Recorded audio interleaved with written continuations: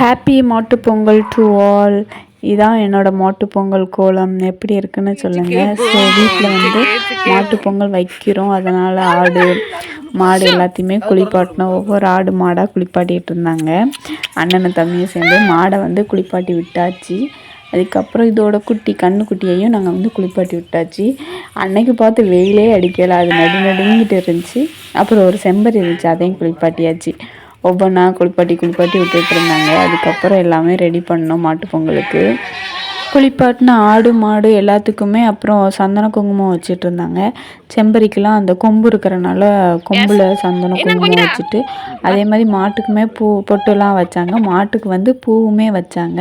அது வந்து நான் தான் பூ கெட்டுனேன். ஸோ எங்கள் கிட்ட வந்து அரளி மரம் இருக்குது, செவ்வரளி மரம். ஸோ அதுலேருந்து பறித்து பூ கட்டிகிட்டு இருந்தேன். சின்னத்தையும் பெரியத்தையும் மாட்டுப் பொங்கலுக்கு வந்து சக்கரை பொங்கல் தான் வைக்கணும்னு சொல்லிட்டு சக்கரை பொங்கல் கிண்டிகிட்டு இருந்தாங்க. எங்கள் பெரியத்தையும் சேர்ந்து கிண்டிகிட்டு இருந்தாங்க. அதுக்கப்புறம் அங்கேருந்து பூவெல்லாம் பறித்து மச்சான் லாஸ்ட் டைம் தான் சொன்னாங்க சரின்னு சொல்லிட்டு கடன்னு பறித்து அதை வந்து நாங்கள் மாட்டுக்கு கட்டிகிட்டு இருந்தோம். அது வந்து கழுத்தில் போட்டால் அது வந்து டக்குன்னு சாப்பிட்ரும், இல்லை பிச்சு விட்டுரும். அதனால சொல்லிட்டு கொம்பில் நான் பிடிச்சிருந்தேன், மச்சான் கட்டிகிட்டு இருந்தாங்க. பூலாம் வச்சோன்னே ரொம்ப அழகாக இருந்துச்சு. அப்போ எதுக்குனாலும் அந்த பூக்கு ஒரு தனி அழகு இருக்குது அப்படிங்கிற மாதிரி தான் இருந்துச்சு. பூ வச்சோன்னா மாடு ரொம்ப அழகாக இருந்துச்சு.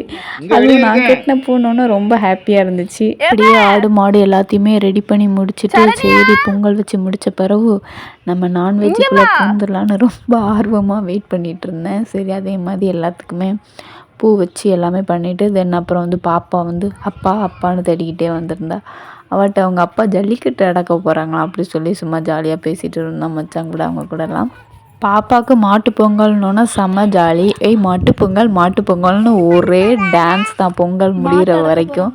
அவள் டான்ஸ் வந்து வேறு லெவலில் இருக்கும். கொஞ்சம் பாருங்கள். மாட்டு பொங்கல் டான்ஸ். அது சொல்லுனது லாஸ்ட்டு தான் மாட்டு பொங்கல்னு சொல்லி டான்ஸ் ஆடிட்டு இருந்தான். ஃபைனலாக பொங்கல்லாம் வச்சு முடிச்சாச்சு. அப்புறம் மாட்டை கட்டிட்டு தென் வந்து பூஜை பண்ண ஆரம்பிச்சாச்சு. மச்சான் தான் பூஜை பண்ணாங்க. மாமா வந்து நான்வெஜ் வாங்க வெளியே போயிருந்தாங்க. ஸோ ஒரே பாப்பாவுக்கு டான்ஸ் தான். அப்புறம் படைப்பு அந்த இதுலேயே வச்சு தேங்காய்லாம் உடச்சி பூஜை பண்ண ஆரம்பித்தாச்சு. தென் மாடு ஆடு எல்லாமே நல்லா இருக்கணும்னு சொல்லிட்டு கண்ணுக்குட்டிக்கு தொழுவுக்கு எல்லாமே மச்சான் பூஜை பண்ணிட்டு இருந்தாங்க. மச்சானுக்கு அதில் கொஞ்சம் ரொம்பவே இன்ட்ரெஸ்ட். ஆடு மாடு அதிலெல்லாம் மச்சானுக்கும் அத்தைக்குமே ரொம்பவே இன்ட்ரெஸ்ட்.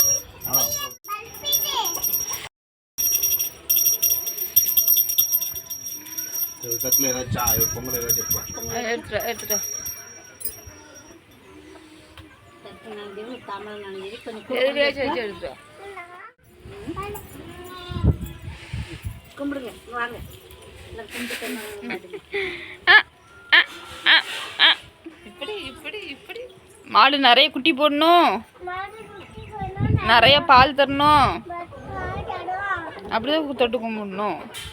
நிறையணும்,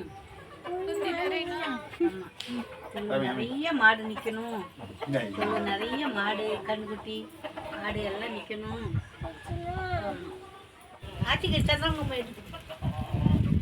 லைட்டோட வச்சாலும் சாப்பிடலாம்.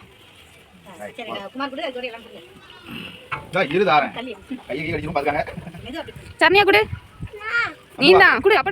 ஃபைனலாக பூஜைலாம் முடித்ததுக்கப்புறம் அந்த மாட்டுக்கெல்லாம் நாங்கள் சாப்பாடு கொடுத்துட்டு கண்ணுக்குட்டிக்கும் நான் அந்த இலை கொடுத்தேன். அது வந்து சக்கரை பொங்கல் அதெல்லாம் சாப்பிடலை, அதனால் இலை மட்டும் கொடுத்தேன். அது சாப்பிட்டுட்டு நாங்களும் நான்வெஜ் வச்சு சாப்பிட்டுட்டு மாட்டு பொங்கலை ஹாப்பியாக வீட்டிலையே முடிச்சாச்சு.